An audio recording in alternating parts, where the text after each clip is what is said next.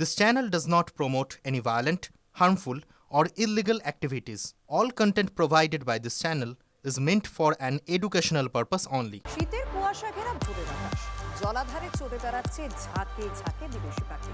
বাঁকুড়ার মুকুটমণিপুর জলাধারের এই ছবি ছিল অতি পরিচিত, তবে গত কয়েক বছরে আমূল বদলে গিয়েছে এই ছবিটা।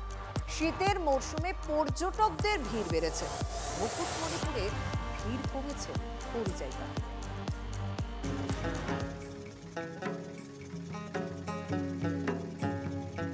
পর্যটকদের অন্যতম পছন্দের হলিডে ডেস্টিনেশন বাঁকুড়ার জঙ্গলে ঘেরা পাহাড়ি এলাকা ও মুকুটমণিপুরের জলাধার। সেই সঙ্গে আকর্ষণের অন্যতম কেন্দ্রবিন্দু জলাধারে চড়ে বেড়ানো ঝাঁকে ঝাঁকে বিদেশি পাখি।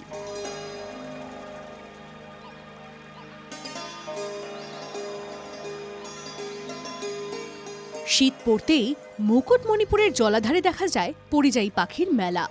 জলাধারের আশেপাশের ঝোপঝাড়ে বাসা বাঁধে দেশ বিদেশের রং বেরঙের পাখির দল। এখানে মূলত দেখা যায় bar headed goose, gadwall, red crested pochard, বিভিন্ন ধরনের swallow, lesser whistling duck, common teal গোত্রের পাখি। প্রতি বছর কয়েক হাজার পাখি মুকুটমণিপুরে ভিড় জমালেও এবছর অনেকটাই কমেছে সেই সংখ্যা। সম্প্রতি মুকুটমণিপুর জলাধারে পক্ষী গণনা করেছিল বন দপ্তর ও একটি সংস্থা। সেখানেই উঠে এসেছে এই চাঞ্চল্যকর তথ্য। প্রতি বছর ৫ থেকে ৭ হাজার পরিযায়ী পাখির আনাগোনা।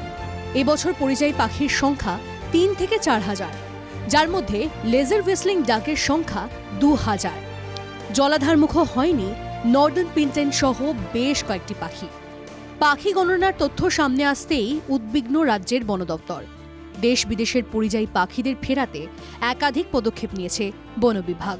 আমরা সবাইকে সচেতন করার জন্য আমরা বিভিন্নভাবে আমাদের অ্যাওয়ারনেস ক্যাম্প চলে, প্লাস আমরা এইখানে যারা আছে প্রশাসনিক স্তরে আমরা আলোচনা করেছি যে মহকুমার শাসকের সাথে, প্লাস অন্যান্য যারা আধিকারিক আছে, এটা যৌথ একটা প্রয়াসের প্রয়োজন আছে।